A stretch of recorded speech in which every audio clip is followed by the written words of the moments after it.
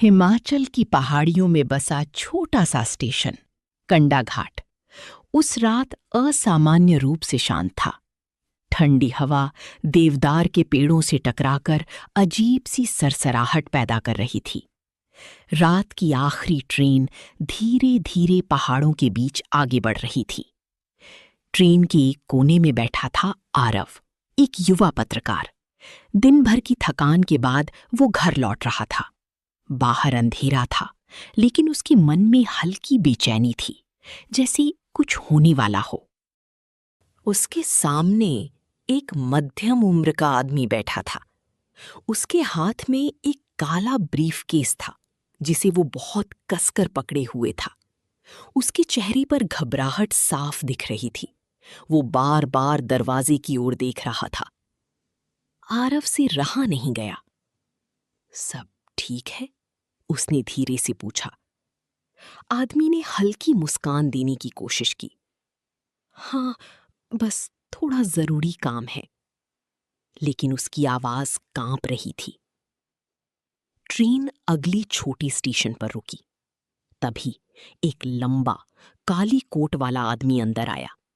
उसका चेहरा सख्त था और उसकी नजरें सीधी उस ब्रीफकेस पर टिक गईं। अब माहौल और भी भारी हो गया। कुछ देर बाद वो घबराया हुआ आदमी अचानक उठ खड़ा हुआ। मैं जरा बाहर जा रहा हूं, उसने कहा और दरवाजे की ओर बढ़ गया। आरव को कुछ गड़बड़ महसूस हुई। वो भी चुपचाप उसके पीछे चला गया। 2 डिब्बों के बीच की संकरी जगह में अचानक हलचल हुई। काले कोट वाला आदमी उस ब्रीफकेस को छीनने की कोशिश कर रहा था। चुपचाप दे दो, उसने गुस्से में कहा। नहीं, ये बहुत जरूरी है।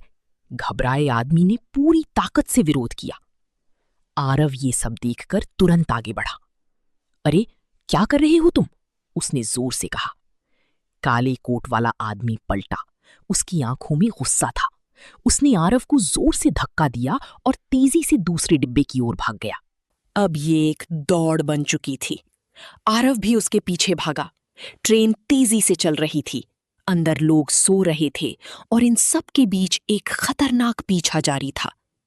कई डिब्बों को पार करने के बाद आखिरकार आरव ने उसे आखिरी कोच में घेर लिया। अब भाग नहीं सकते, आरव ने हांफते हुए कहा। तभी वो घबराया हुआ आदमी भी वहां पहुंच गया। कृपया इसे जाने मत दीजिए, उसने विनती की। काले कोट वाला आदमी हंस पड़ा। तुम्हें पता भी है इसमें क्या है? आरव ने उस आदमी की तरफ देखा। वो बोला, इस ब्रीफकेस में बड़े घोटाले के सबूत हैं। मैं इसे पुलिस तक पहुंचाने जा रहा हूं।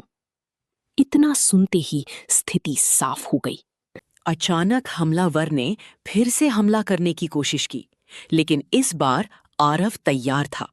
उसने तुरंत इमरजेंसी चेन खींच दी। तेज आवाज के साथ ट्रेन रुकने लगी। चारों तरफ अफरा तफरी मच गई। कुछ ही पलों में रेलवे गार्ड्स वहां पहुंच गए और हमलावर को पकड़ लिया। अगले स्टेशन पर पुलिस ने उसे अपने कब्जे में ले लिया। घबराया हुआ आदमी आरव के पास आया। उसकी आंखों में कृतज्ञता थी। आपने सिर्फ मेरी नहीं, सच्चाई की जान बचाई है, उसने कहा। आरव हल्का सा मुस्कुराया। बस सही काम किया। कुछ दिनों बाद वही खबर हर जगह फैल गई। एक बड़े घोटाले का पर्दाफाश हो चुका था। और आरव, उसने इस पूरी घटना पर एक रिपोर्ट लिखी, जिसने उसे एक पहचान दिलाई।